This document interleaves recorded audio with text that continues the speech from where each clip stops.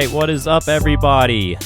It is September 14th, 2020.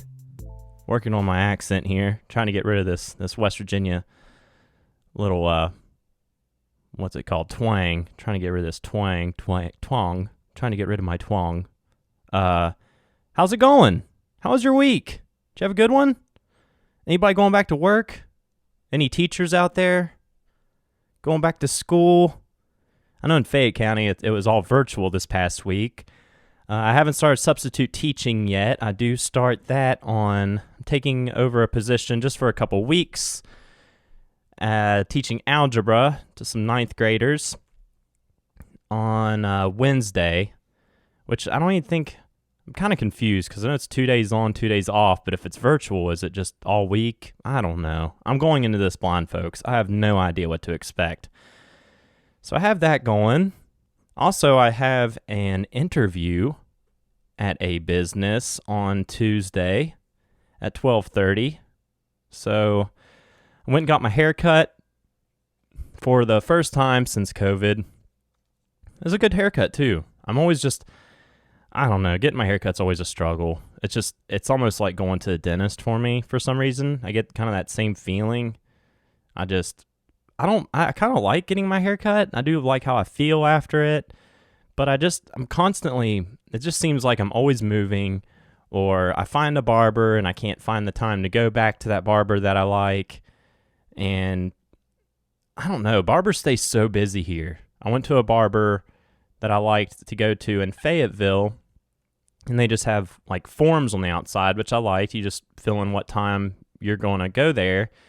And it was full for Friday and Saturday. So I couldn't get my hair cut there. And that's where I really wanted to go. So I went back to this other place and walked in, and they didn't have a sign up or any information on the outside, which kind of made me upset. So I went inside, then I asked them, and they're just kind of like, oh, somebody's doing walk-ins tomorrow if you want to come in. I said, okay. So I did that. Got my hair cut. Wore my mask inside there. And then the barber lady.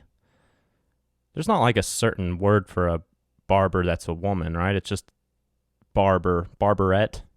No, probably not. But she did a great job, though. She did. She said that she preferred to do men's hair, and I asked her, was it because of, like, the styles that men have, or what? And she said, no, they're not as picky, and it doesn't take an hour to do their hair. And I thought that made a lot of sense. I mean, men's haircuts may not be as expensive. It was $20, though. They've gone up since I was a kid. I think I remember the barber when I was a kid, it was like $7, maybe even less. I think it was $7 back in the day for your haircut. So it was a $20 haircut. Then, I feel like I should tip for the haircut, so I tipped her $6. And but she did do a good job. She earned the tip. And she just mentioned that, guys aren't as picky. I kind of am picky. Like, I almost wanted to ask her to take a little bit more off the top, but that's just not in my nature to tell people how I really feel all the time. I am proud of myself, though, because I know I've been saying I've been trying to get in shape. Well, I kind of fell off. I don't know. I ran once or twice this past week, and then been wanting to eat better, and then I started not eating quite that good either. I have been eating salads almost every day. Just about every day. I make a salad, cut up all the vegetables, get a head of lettuce, because it's only like $1 for a head of lettuce. Just take time and cut. I like cutting vegetables, though. But then I ran out of vegetables yesterday, so it was just fast food all day. Wendy's breakfast, which is pretty good if you haven't had Wendy's breakfast. They have like real egg on there. It's not like a, powdered egg bullshit that they put on a lot of sandwiches. I'd say their sandwiches are better than Dunkin' Donuts, I think. I do think that much. I got their sausage, and it was good. I'm guessing maybe it's never frozen like their burger patties. I don't know. I didn't ask them. The lady was kind of short with me. But it's not very busy. If you're looking for somewhere to get breakfast in the morning, that's, Tudor's is always busy. McDonald's usually busy during breakfast. You just want to go there, not wait a long time in line. I recommend Wendy's breakfast. And I went all out. I got the combo, so I got these like tater wedges that came with those, but they were super good, very crispy and fresh. So is this what this podcast is going to turn into? Me just reviewing fast food, being a fatty? Is that what you all want? But then, anyways, back to speaking for myself and getting what I want. We all need to do that more, right? I went to Taco Bell later in the afternoon, so it was fast food twice yesterday. And my favorite thing to get from Taco Bell is is it a chalupa? Yeah, chalupa, which is like a deep fried gordita, but every time I get like a combo, it's like a number 7 or something. It comes with 2 gorditas or 2 chalupas and a taco. And every time I go there, the shell's just it was really hard and stiff and stale. Like it's been sitting there for maybe hours. Last time I think it was hours. So like every time I take a bite, all the stuff would just go out the other end, not of my end, of the other end of the shell. And so I was going there with my girlfriend. I told her, I think I might ask for a fresh shell. And I feel like a huge asshole doing that. I even looked up on Reddit, like, do you ask for a fresh shell, or am I an asshole if I do it? And somebody was like, a couple different strategies. One guy was like, I go when it's really busy, so usually they have to do fresh shells because they can't keep, their stock of non-fresh shells. And another dude was like, well, I do the opposite. I go when they're not busy, and I just ask them for a fresh shell and ask them nicely. And I was like, I guess that makes sense, But so I went there, and I was talking to my girlfriend about it. Like, how should I say it? Should I say I want a number 7 with fresh shells, or should I say, if I get a number 7, could I get it with fresh shells?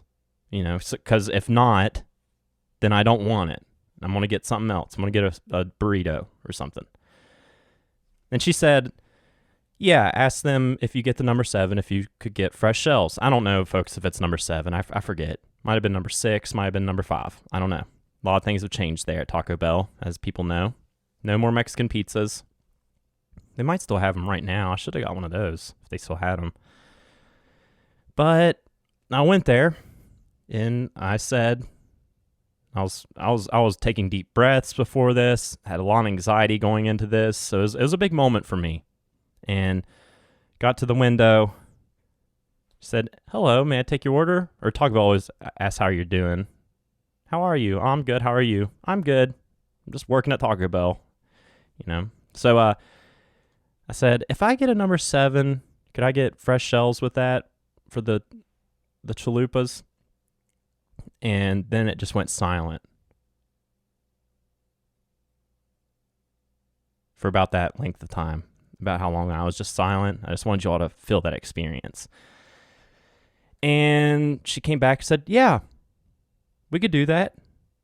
And I said, oh, thank you so much. That's awesome. That just means so much. And she's like, all right, shut up. What else do you want? No, she didn't say that, but I did express my appreciation.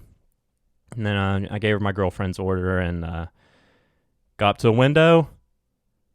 We got our food, and I felt like a dick for this too, but I had my girlfriend check to see. Well, first off, last time we went there, we got Doritos Locos Tacos, and we got home and there was only beef on there. No cheese, just beef. No lettuce, no cheese, just beef in a shell. So, I don't know, they're busy there. Things happen. People fuck up. So she checked her tacos just to make sure there was indeed lettuce and cheese on there, and there was. And I said, I kind of already started pulling away, and I asked her to fill my gorditas or my chalupas for the shell, and she said, oh, they're hot. I said, all right. So I sped home. I ran all the red lights because I wanted to get home and enjoy these fresh chalupas, and they were great. They were great. They did me good. I'm really glad I stood up for myself. And I hope you guys are inspired by this story. That's what I want this podcast to do, is just inspire you. Okay? Really, I don't know what I want. I just wanted to entertain you. All right? Just let me entertain you for your Mondays or whatever day. You can listen to this any day of the week. I don't care. I am getting some new listeners, good feedback. So I really appreciate that, guys. That really brings joy to my day. One morning I woke up and my buddy Dustin messaged me and said, "Hey, I just listened to a first couple and just wanted to tell you to please keep doing what you're doing. And I love this." And that meant so much, man. So thank you for listening.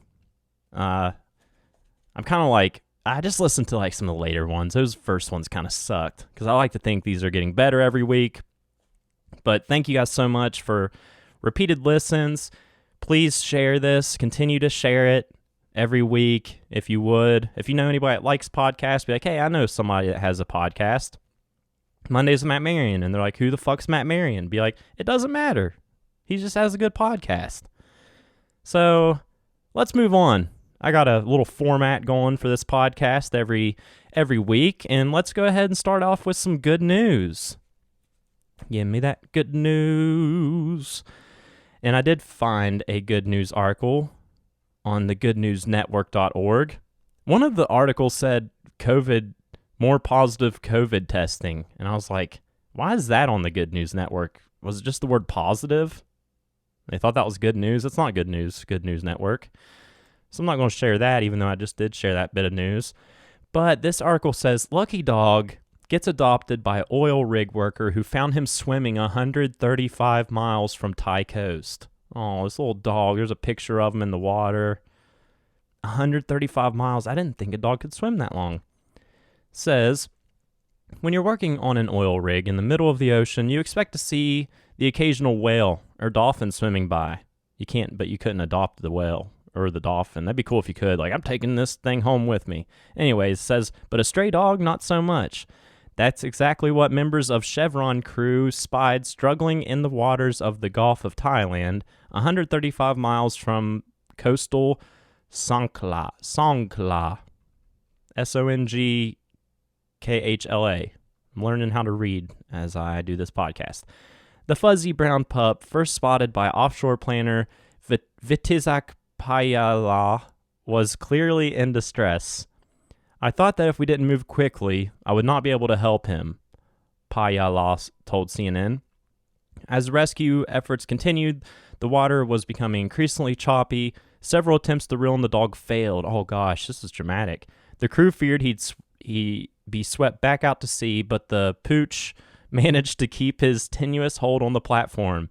His eyes were so sad, Payala said. He just kept looking up, just like he wanted to say, "Please help me." Oh. Finally, the workers were able to secure the dog with a rope harness and pull him to safety. By then, he was understandably shaking and exhausted. After cleaning him up and giving him fresh water and food, the crew named him Boonrod, which means he has done good karma and that helps him to survive. Aw, that's a good word, Boonrod. Boonrod was identified as an aspen, a breed native to the Philippines. No one knows exactly how he came to be in the water so far offshore, although the Bangkok Post speculated he'd most likely fallen from a fishing trawler. On April 15th, after 2 days' recuperation, Boonrod was sent by boat to the mainland where he received veterinary care before being transferred to an animal shelter. Vessel transporting the dog arrived offshore around 10 a.m., so I'm not going to keep reading this. So he was saved. Oh, and y'all should look up this article. It's a cute little dog. He made it. Oh, he does look scared. But he looks happy. There's a picture of him being scared and then a picture of him being held, and he looks happy. He has a lei around his neck. Is that what it's called, a lei? Like, you know, in Hawaii, the neck of flowers. So that's some good news for your week. There's another good article. I'm not going to read it, but this young man donated 22,000 diapers to single moms using funds from his lemonade stand. Man, so he made a killing. If you can afford 22,000 diapers, I don't know how many come in a pack, but what a nice young man. We need more of that in this world. More lemonade stands. More free diapers. All right, so that is good news with Matt. Let's move on to movies with Matt. This is all just stuff with Matt, right? You're stuck with me. And you can pause it, turn it off, whatever. But movies with Matt have some good ones, or have one good one and one bad one. That's what we're going to do every week. I announce one good movie that you should watch and one bad movie you should probably watch or not. But this movie, I watched it with my girlfriend this past week. I've seen it a lot back in the day. And the movie is Real Genius, 1985's Real Genius. And it's a great film starring Val Kilmer as Chris Knight is his name. And he is the genius of the 90s, according to the cover of the movie I see here. But it's here's a little tidbit on IMDb about what it's about. It says teenage geniuses deal with their abilities while developing a high-powered laser for a university project. When their professor intends to turn their work into a military weapon, they decide to ruin his plans. I feel like that's kind of a spoiler because you don't really find that out till near the end, but whatever. But yeah, it has stars Val Kilmer as Chris Knight. He's great in it. This is great Val Kilmer.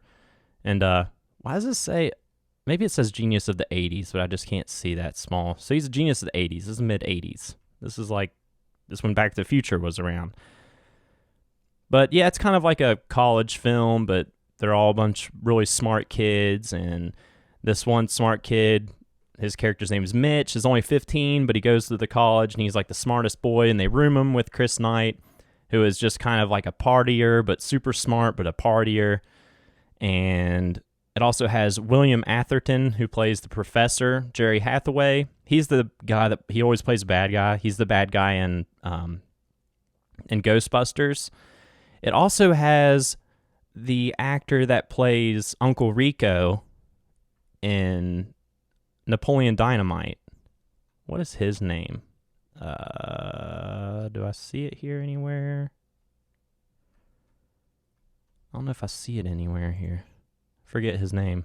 But I like that actor. I've seen him in a couple things. But everybody's fantastic in it. It's a great movie. Great 80s movie.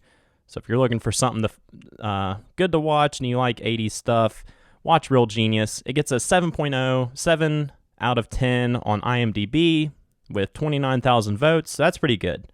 Usually on IMDb, if it's a good movie, you're trying to watch a good movie, if it gets over a 7 or above, it's usually worth your watch, I would say.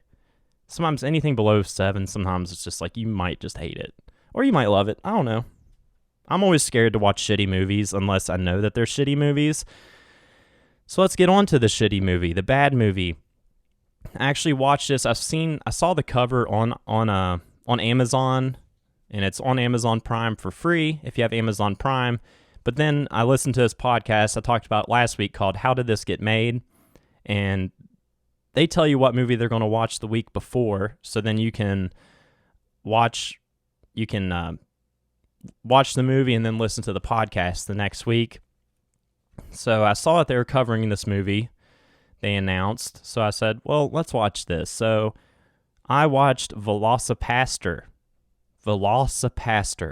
and it was made in 2018, and here's what IMDb describes it as. After losing his parents, a priest travels to China, where he inherits a mysterious ability that allows him to turn into a dinosaur. At first horrified by his new power, a hooker convinces him to use it to fight crime and ninjas. This movie knows what it is. I mean, it was a low budget. It was like $35,000. I don't know where the money went to make this, because the movie is pretty bad. Very low budget. The dinosaur looks horrible. It's not CGI though, so if you like more of the charm of a dinosaur suit, it looks even worse than those inflatable T-Rex suits. That's what they should just use one of those, honestly, because it is a very bad looking suit. But this movie does aim to make you laugh. It knows it's a shitty movie. It might know it too much. So I was kind of disappointed. Usually if it's a bad movie that's good, I like the ones that aren't trying to be bad, like they're trying to be good, but they're just awful. But this one is, it knows what it is. It knows it's a bad movie. It's written to be a bad movie, and it's good though. If you just want to laugh and not really care about what you're watching for a little while, watch Velocipaster. I know a lot of you have Amazon Prime. If you don't, it's probably only like $3 to rent. So it's worth it. It's worth the $3 to rent. Don't buy it. Do not buy this movie. I will say the cover does not look anything like what the movie actually, is. The cover looks great. The cover really looks good. I don't know who drew that Velociraptor. But yeah, Velocipaster. About a pastor that turns into a Velociraptor. Kind of like a werewolf. But instead of a werewolf, he turns into a Velociraptor. It gets a whopping 5.1 out of 10 with 2,895 votes on IMDb. So watch at your discretion. So, all right. Also, so that's our good and bad movies. I am going to talk about a trailer I just watched recently. My friend Corwin asked me to check it out. Corwin from Culture Thief, amazing band up in Morgantown, and the Dune trailer. So there was an 80s movie that named Dune that's from the book Dune. And man, this preview looks awesome. I'm really excited for this movie. It has an awesome song. I forget what's playing. It's like some kind of cover song. It's how all movies have been nowadays. Like the new Batman trailer has that Something in the Way, but like a different version of it, like cover of it. But it looks really good. So check out the Dune trailer. Really excited for that movie. I'm not sure when it comes out, so sorry I don't have any of that information. Sorry. I just finished that word information because my audio recording device messed up big time. So it's like whenever I said information, it was like information for like the past like 3 minutes because I kept talking after that and it didn't pick up anything. So hopefully it's good now and we are rolling. But yeah, I don't have any of that information. My mouse stopped working. I think you missed on that part. But now my mouse is working again. I guess that should be a clue. Like when my mouse stops working, everything's just going to shit. So, I think I am on to shows now. So I want to talk about some shows. Gosh, I already said this before, so now it's not organic.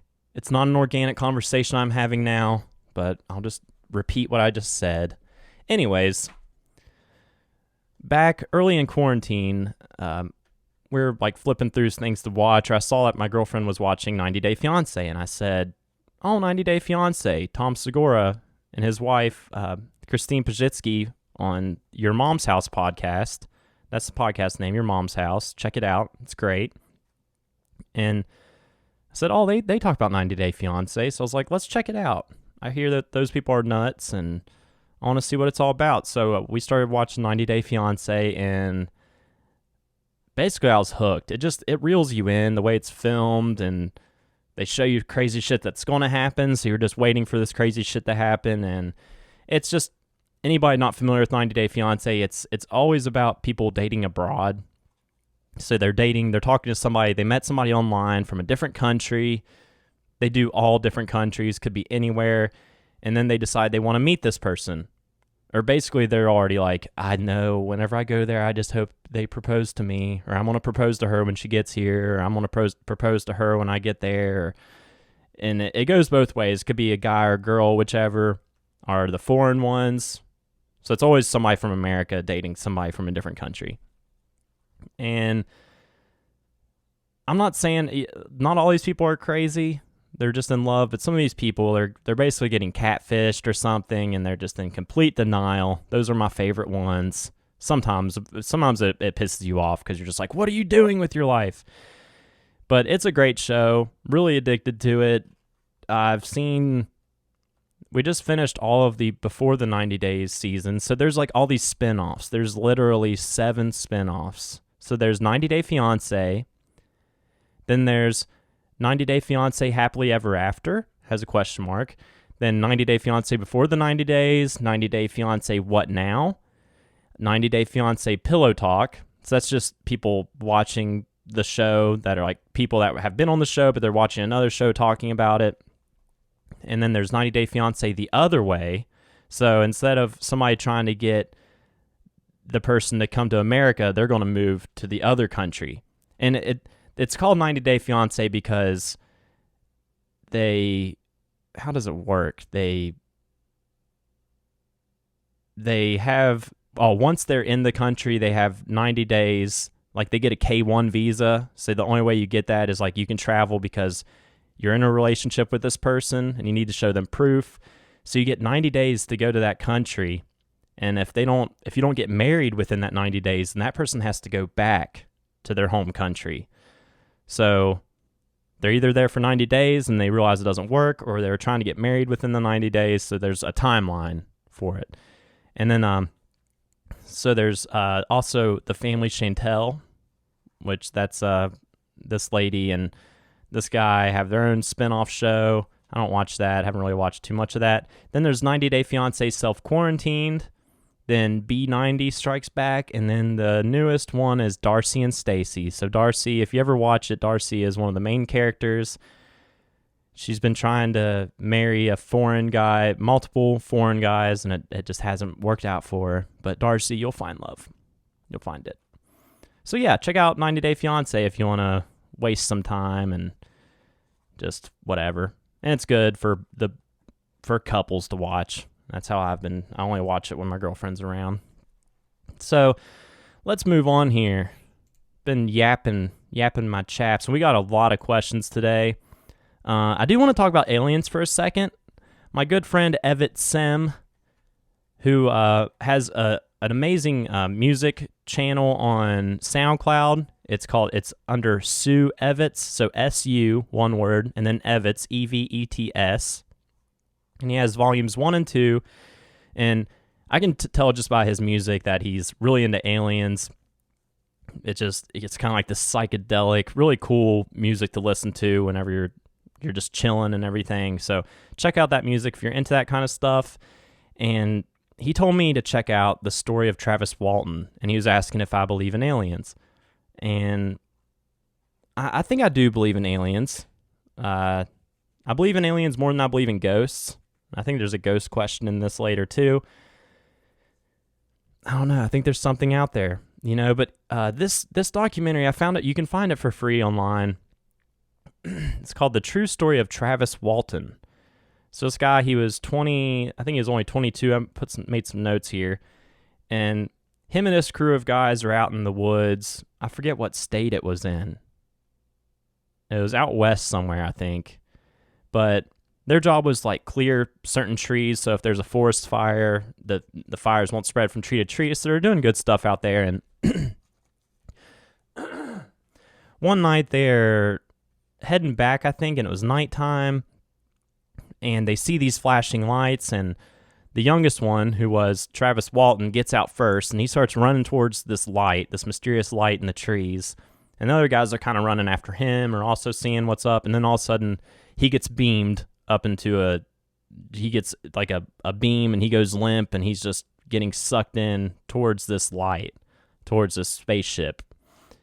And his friends are freaking out because all of a sudden he disappears.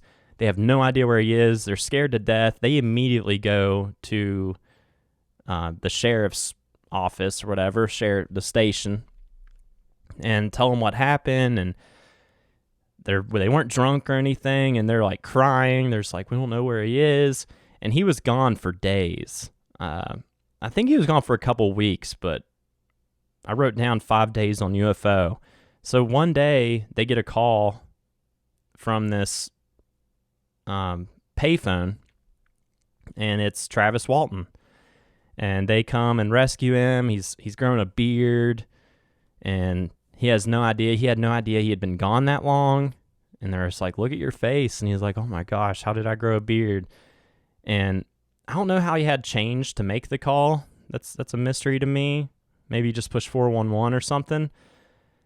But they all of them even passed a polygraph. So they hooked them all up to a polygraph, asking them what happened. They all passed it. This is in the 70s, I believe. So they've all grown up now. And it was just really interesting. The documentary was very informative.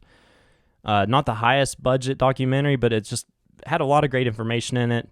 Like, and I've always wondered this. It says like they talked about why keep UFOs a secret, and there's three major problems according to this guy Stanton Friedman. And he says, one, we want to know how it works because it's a great delivery system. It can, for the U.S. to have this information would put us ahead of all the other countries. Two, we want to know this information before one of the other guys knows it.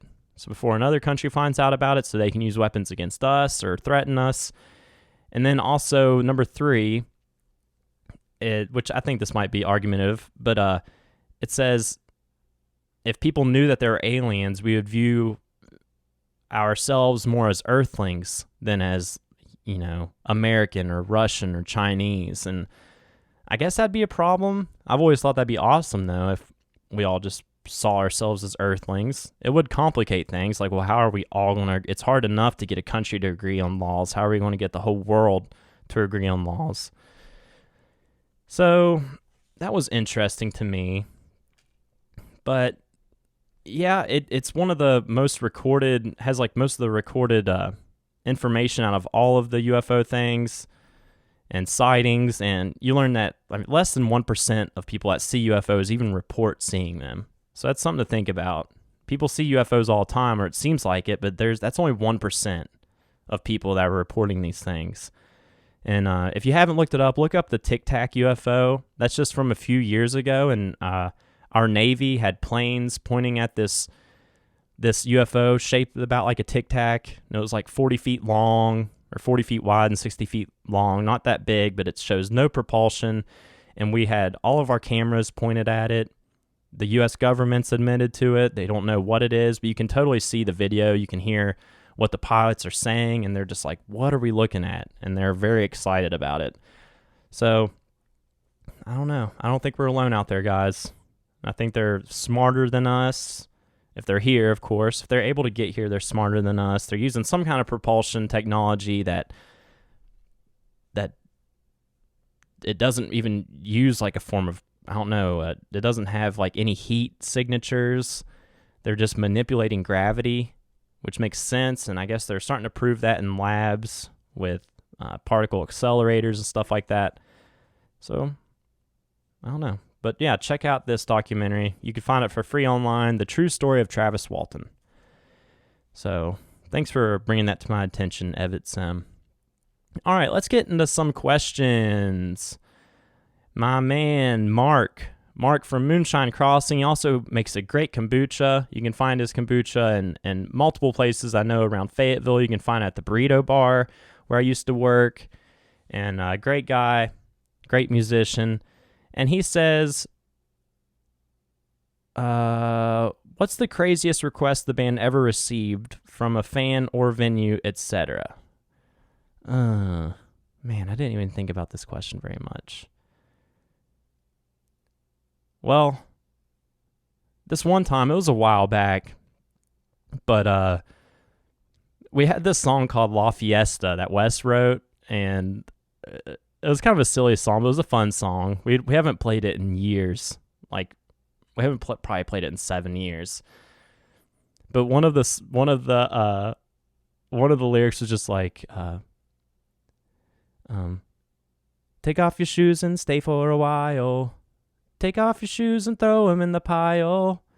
Now, ladies, lose your bras and start the fire. And I don't know, this girl was like coming to some of our shows, and we were playing in Sissonville, West Virginia, at this small bar, and it was weird. Like, just like before our set, I had like one of the pieces of my conga stand was broken, and I needed like a screw, but I just knew, like, nobody has a screw, but I could take a fork and bend one of the forks and put it in there, and it would hold the weight of my stand. It's hard to explain, but I just needed a fork. And I went to the bar, and I was like, hey, do you have any forks? And the guy was like, I don't know, maybe. And then the bar was full of like all these country folk, and one of them was like, usually people ask for spoons. And everybody just started laughing. I was like, what? And I was like, oh, spoons for heroin. So that was kind of just to give you a visual of what kind of bar this was. Anyways, when Wes said lose your balls and start the fire, this girl like told Wes, like, well, once you say these lyrics, I want to take my shirt off. There wasn't that many people at the bar, and not to be rude, but she wasn't like the hottest girl in the world. And she's like, whenever you say that, I'm gonna take my shirt off and be topless for the song. And he said it, and then she like took off her shirt, and she was just topless, just standing there, and it was just really awkward because nobody was even hardly at the bar, and she didn't even really dance that much. She just kind of stood there. And that might be one of the weirdest requests. Play that song. He also says, what's the coolest / favorite green room? So those of y'all that don't know, a green room's a room that they give a band, at least not in all venues. Not all venues have a green room, but it's just a place for the band to chill out backstage before the show. And I've had some of the best times at the V Club green room. It's not the nicest green room, but it's cool. It's cool back there. I mean, you have your own bathroom back there. That's sweet. And I've had a lot of great times back there. Got in some trouble back there. You know, guys, y'all shouldn't be doing that back here. Y'all can't be doing that back here. But by the time it was too late, we already did do that thing back there. So, other than that,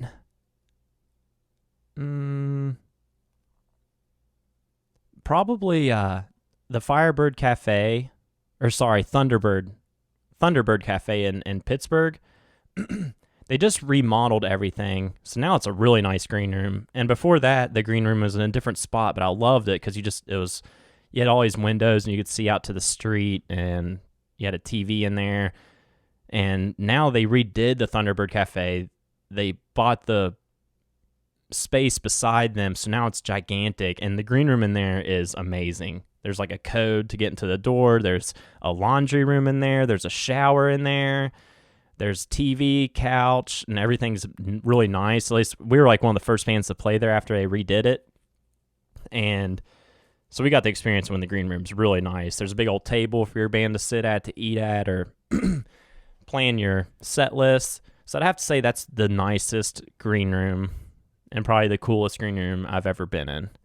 I was pissed, though, because we're the first band to play there, so we put a sticker up on the wall and, just trying to get something going. And the next time we played there, they took our sticker off along with the paint that was behind it. So now there's just, like, paint missing in this one spot. It's like, just leave the dang sticker up there.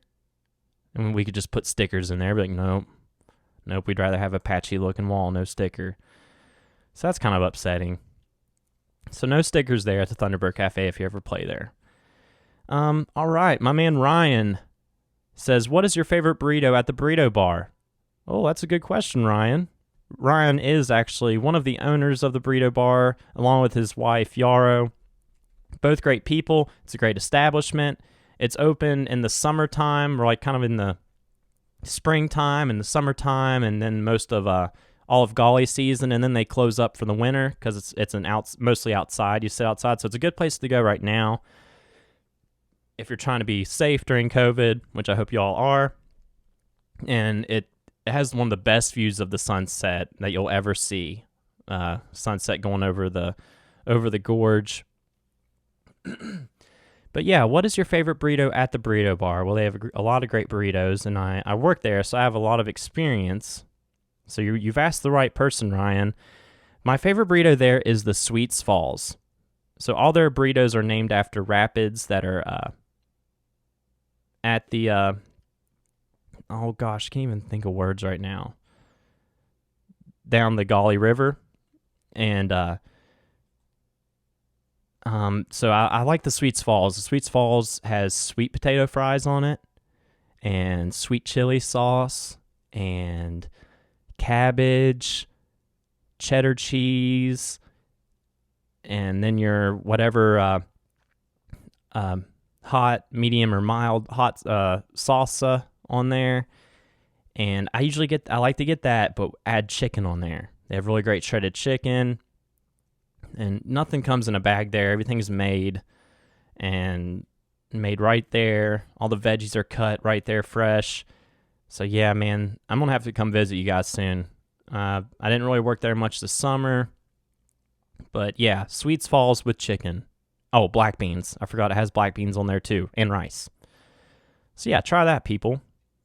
And next one, Amy. My good friend Amy. She's been listening to, I think she's listened to every episode. Thank you so much, Amy, for your continued support. Love you so much. And she asks, if you won the lottery, would you rather have the $22 million minus taxes in a lump sum or the $30 million a year for the rest of your life, or whatever it is? Well, I did do some math for this, Amy. 30,000 times 50. So I'm 32. So living another 50 years, I don't know if I'll live that long, so I'd be 82 years old. But 30,000 times 50 would equal 1.5 million. So that's way less, I feel like, than 22 million minus taxes. I'd say 22 million minus taxes would be what, like, let's just say like 14 million. But I think I see where you're coming with this. Like, are you more of a, are you a person that could make that money last? Or would you rather be just know that you're getting $30,000 every year for the rest of my life? Well, I feel like with $30,000 a year, I'd still want to work some. I mean, that's definitely a livable wage, but I want to make a little bit more than that a year. That's about what I make right now. I can't believe I'm telling you all my finances, but I hold no secrets from you guys. That's not true. I have some secrets. Anyways, I would have to say, though, Amy, it's hard to say no to all that much more money, you know? So, first off, I can't believe 30,000 times 50 is only 1.5 million. So, next time you hear somebody getting a deal of $1.5 million, know that they could afford to pay $30,000 a year for 50 years. Man, some people do make way too much money. But maybe I'm just being jealous. I don't know. Living in a democracy, man. Or a capitalist society. But yeah, I would have to take the 22 million minus taxes. We'll say like $14 million or whatever it would be. Try to make it stretch. Stay busy. And with that much money, you could travel a lot for the rest of your life. You could invest it. Maybe make some wise investments and things that you're sure will make money, which I don't know if nothing's for sure in life. But yeah, I'd have to take 22 million. Yep. All right, next up, John Ingram, bass player for Fletcher's Grove. Also, Slugfest. He also puts on shows at Live on the Levee in Charleston. Great person. The best bass player in the state. I know I'm being maybe a little biased, but I really do think he's one of the best bass players in the state and in the country. So he says, could you go into your percussion/vocal setup and mic placement, preferred mics, any new gear you've added or reintroduced, common rhythms you play in Fletcher's Grove or with others? Yeah. So my percussion setup, I have my congas in front, and then on my side I have my toys, like my blocks. So I have these Toka cowbells. It's like one little set, like it comes in just like one piece, but it's a little cowbell, a little bit bigger cowbell, and then a bigger cowbell. And then I also have an LP cowbell that's like one of the bigger ones that you can get. I have that on a rack. And also a block. I just have one block right now set up.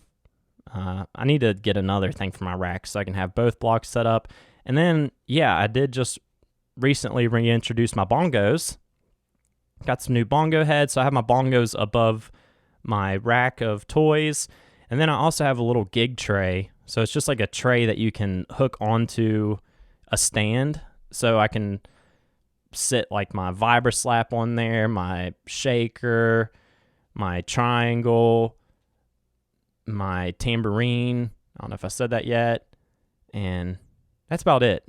Maybe I'll put my phone on there so I can see the set list. Usually I just use the set list that John has on his phone at his feet.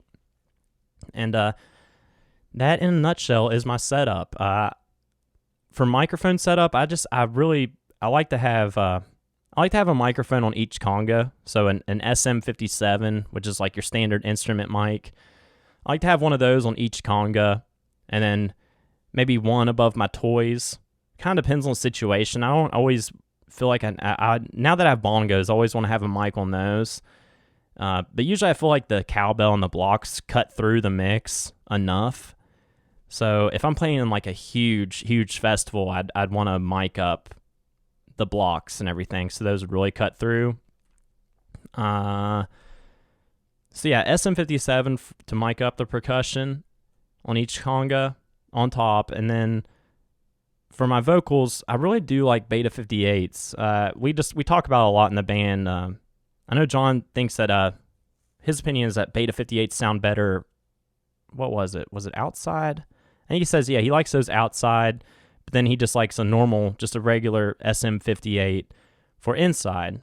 And I think I might agree with that. But I like the Beta 58 because I'm not always singing lead. Like most of the time I'm not singing lead, I'm singing backup. So I feel like it just gives you a lot of space. Like I can kind of back off the mic if I want myself to cut through a little less. I also feel like I have the best, I always have really good monitors with the Beta 58. I don't know what it is about it, but I definitely like those. And then that also goes along Dylan Kennedy Auk. I hope I said your last name right, man. I wasn't exactly sure how to say that, but he is the drummer for Electric Orange Peel, an amazing band from Columbus, Ohio. They're great guys. Right before we started playing with them a lot, they were at Groovin', and we were doing shows with them in Ohio and having them come over to West Virginia and whatnot. But I really enjoy their company. We've played shows with them. Had Marco come up and play some music with us in Austin. Come jam with us around Halloween up in Morgantown. But Dylan's a great drummer, great dude, and he says he asked something along the same line. Says, in a limited mic situation, is it better to always have them up top by the skin or down low for the bass frequencies? I like to have them up top, man. I don't really care to have too much bass frequency from my conga. I mostly just like what comes from the top, and I don't have much bass coming out of my congas anyways. Like with my heel toe, I do. Like whenever I'm putting my heel down, you can kind of hear me hitting my desk, but that kind of makes a bass thing, so that definitely doesn't cut through when I mic them up top. But I don't necessarily want that to come through, especially since I am just auxiliary percussion. We have a drummer playing his bass drum, so I feel like I don't really need that anymore. So, guys, definitely check out Electric Orange Peel. All their music's on Spotify. They have great tunes, great dudes, and tunes. What's better than that?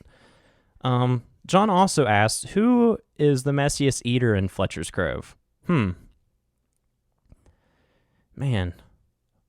I don't know. I'm always just too interested in what they're eating, and John knows that. I think John gets a little annoyed at me because I'm always, whatever anybody's eating, I'm always like, how is it?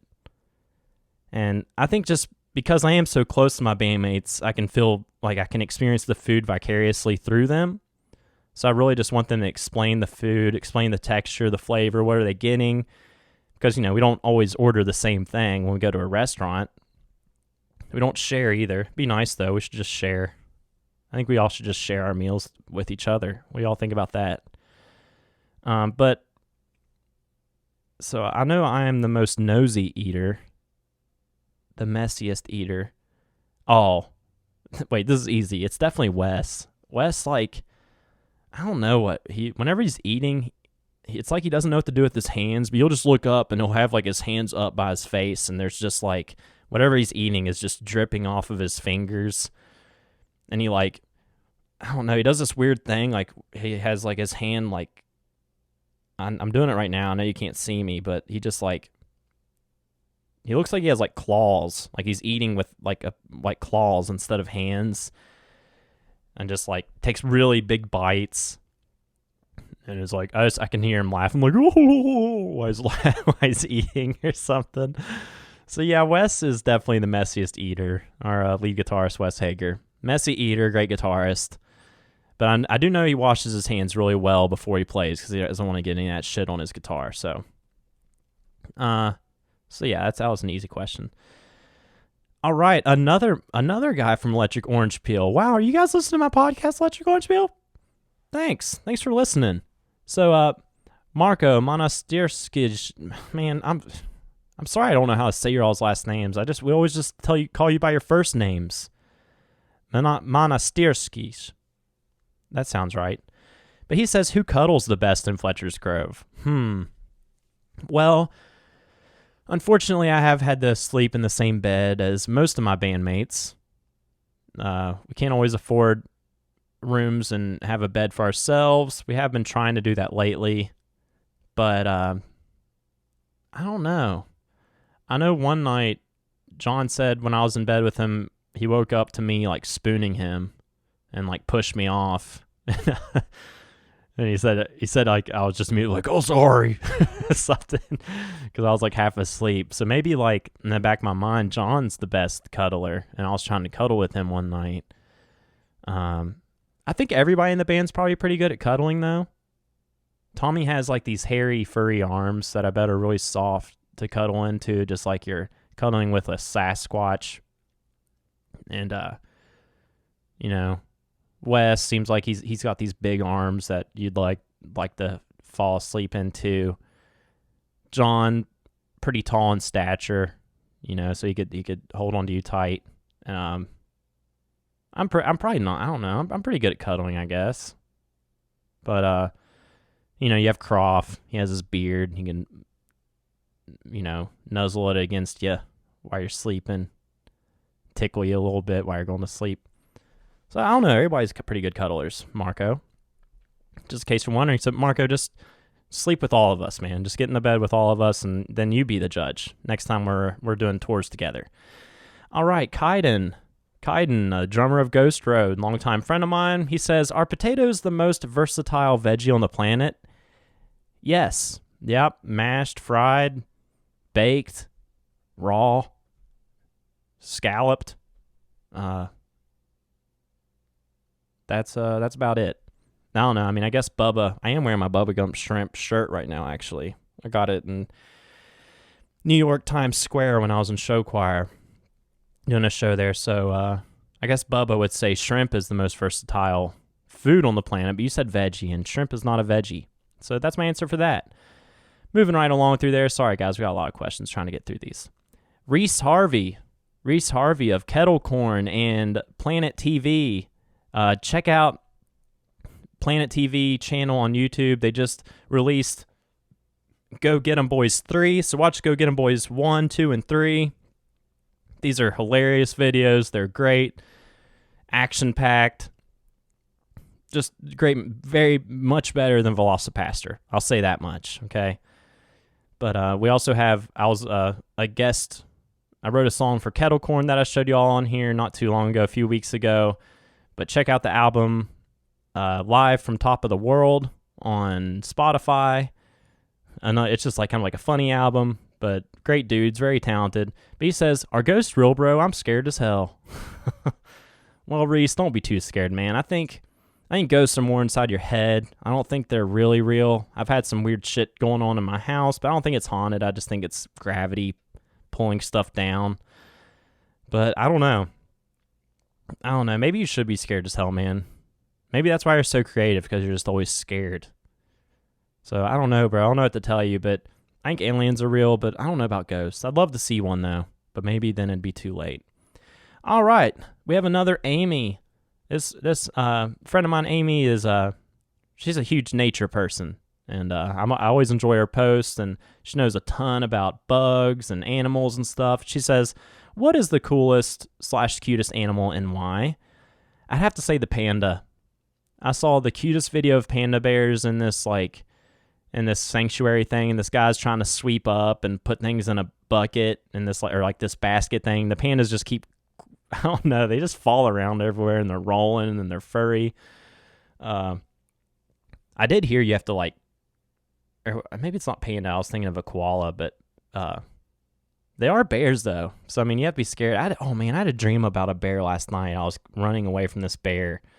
I even dove into a lake trying to hit the boat, and it dove into the lake, and I pet its head while we were both underwater, and I was just like, please don't eat me. Anyways, yeah, pandas. Ivan Orlando from Manor and Friends says, what is nostalgia, and why does music bring that emotion to life? So you don't even know what nostalgia is, but you know, well, I'll tell you what nostalgia is. It's a sentimental longing or wistful affection for the past, typically for a period or place with happy personal associations. That just came from the top of my head. That is definitely not a definition I just looked up on the internet, okay? But I don't know why music brings it back. I think that music is just a great sense that brings nostalgia back. There's a great movie that relates directly to this called "The Music Never Stopped," which that's a Grateful Dead song, but it's about this guy this older man played by J.K. Simmons gets a call, and they say, your son's in the hospital, and he's like, I haven't seen my son for 6 years. And it ends up like his son can't remember anything, and his son had ran away and basically followed the Grateful Dead for 6 years, and then he got in an accident and he couldn't remember anything. Well, all of a sudden somebody starts playing a song and he starts coming back to life, because he wasn't even talking hardly, and he just starts talking about what he was experiencing during this song. And it's a made-up movie. It's not necessarily real, but so then they start playing Grateful Dead songs, and while it's going on, he's like, oh man, me and Mike were having a good time. We were getting it down, and Lisa was over there getting a hot dog, and gosh, it was just such a great day. And then as soon as the music turns off, he just kind of goes back into his kind of a vegetative state. And but it's a great movie. It might make you cry a little bit. Lou Taylor Pucci is the other guy in there. He's a great actor. He was in the newest Evil Dead movie, the guy that gets the nail shot at his face. But he's a great actor. So that movie definitely talks about that or brings that up, man. I think you'd really like it too, Ivan, knowing I know you're a Deadhead yourself. But yeah, I don't know. I think music is just, it's kind of timeless in your head.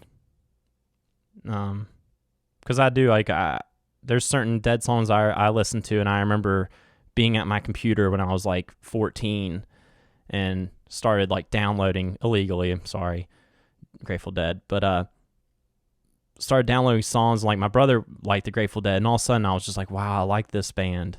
I really like this. And there's certain versions of their songs that I know, I can remember everything about the computer I was sitting at, the desk in my parents' basement, and having that experience. So yeah, I don't know why, man, but it definitely does. Music definitely does bring that emotion to life. All right, Miguel, host of Grassroots Variety Hour at WTSQ on 88.1 FM, The Status Quo. His show is every Saturday from 1 to 3. He plays great tunes. Any of you kind of jam band listeners out there, he plays some of the best stuff from all around the country, including some Fletcher's Grove, if you want to listen to that. So, but he says, in your opinion, is the Earth flat or round? Well, I don't think it's much of opinion. It's a fact. The Earth is round. It's not flat. I know what you flat earthers are doing. You're just fucking with all of us, aren't you?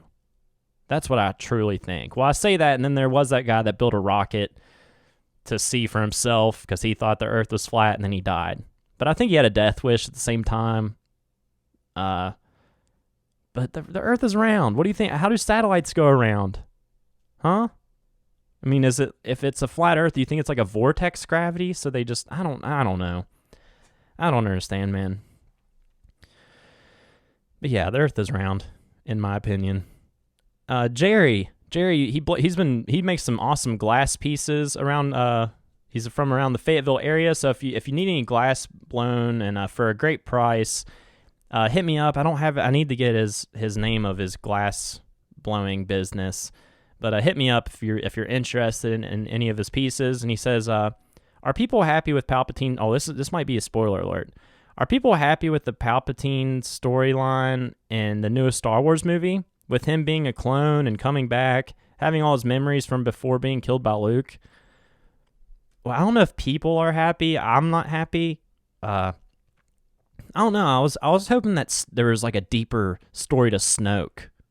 That guy Snoke. I thought he was really cool looking, and I thought it was just gonna be really deep. He had something to do with the family bloodline or something. So yeah, I think mostly people are pretty disappointed by that. I don't know anybody that's happy about that. All right, Bree, my cousin Bree, she's like my third or fourth cousin or something like that. I don't know. I start losing track. But she lives up in Wisconsin, I believe. She says, have any of you ever have you ever had a smell that brought you back to a happy place? Anything nostalgic or nostalgic? Oh, I see what you did there. Wow, another nostalgia question. Yes, I've heard that like smells like is one of the like biggest tools. Or I can't think of fucking words right now, but things that really bring back nostalgia or smells. And yes, constantly.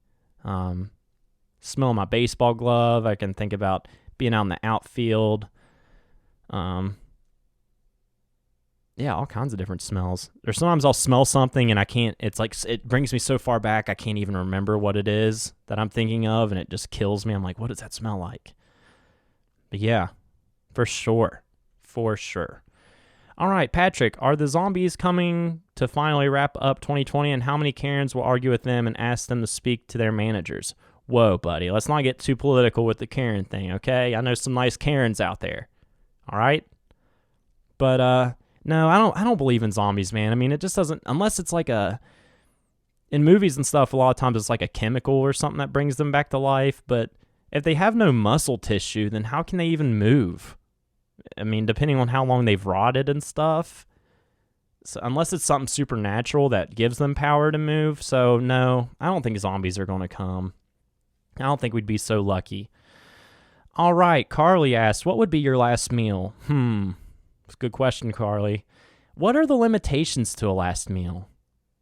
I mean, could you be like, I want a buffet, or could you just name like 20 different things? Because I don't know. I would probably just want to die, like trying to come up with that decision. And that's an awful decision to make. What's the last thing I want to eat? And that last bite, man, I'm getting all sad thinking about that. Last bite, you're like, oh, here's my last bite ever of lasagna. Nah, it definitely wouldn't be lasagna.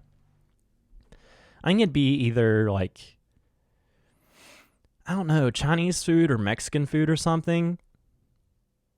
Or, I don't know. One day I started to put together a song about a chef that makes last meals and just like how he has to learn to make all this stuff because, he's like one of the best chefs in the world because he has to know how to make everything because you never know what somebody's last meal is going to be.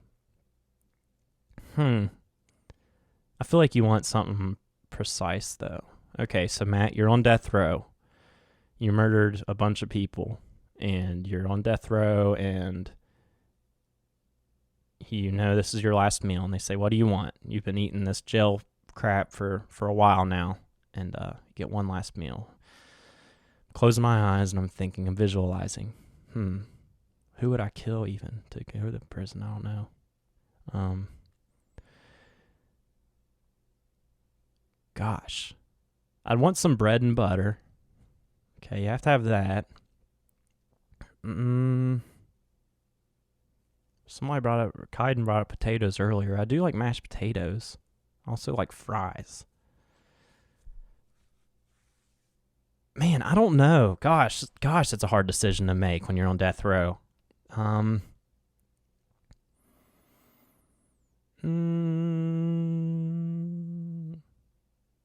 know. I keep thinking about Chinese food, honestly. Like some really good General Tso's chicken, not like the kind like you bite into and it's chewy as heck and overcooked, like perfectly cooked. But you probably can't request that. Like I want it perfectly cooked. Or like, you're going to get what you get. But some General Tso's chicken, some chicken fried rice or pork fried rice, whichever, an egg roll. Maybe if I'm getting greedy, some sweet and sour chicken with the sweet and sour sauce. I'm getting hungry. All I've had for breakfast is coffee. So yeah, Chinese food. Some kind of good Chinese food.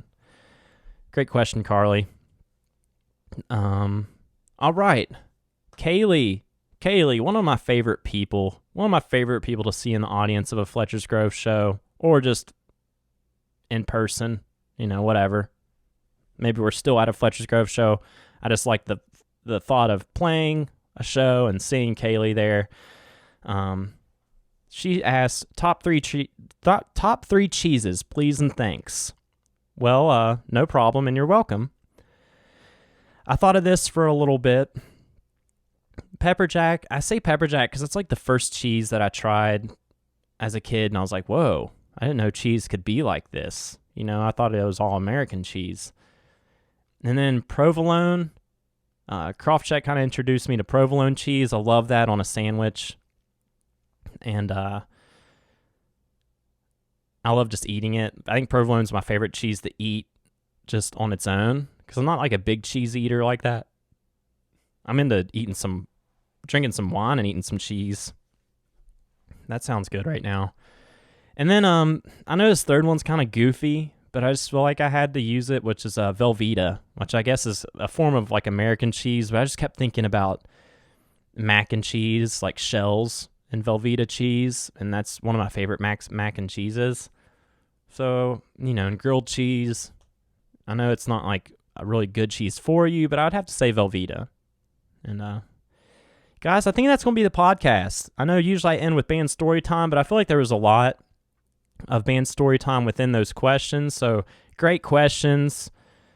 Thank you guys so much for all the great questions. Thank you guys for listening. This episode will be on Spotify, SoundCloud, Google Podcast, Breaker, some other stuff.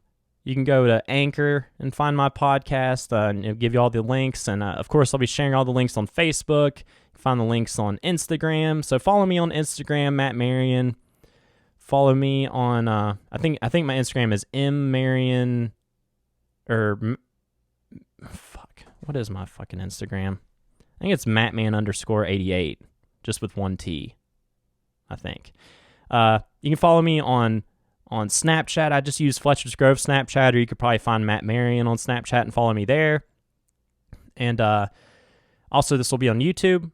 So please subscribe to my YouTube channel after you listen to this. And I will have some videos as well, not just podcasts. So some hopefully funny videos on there.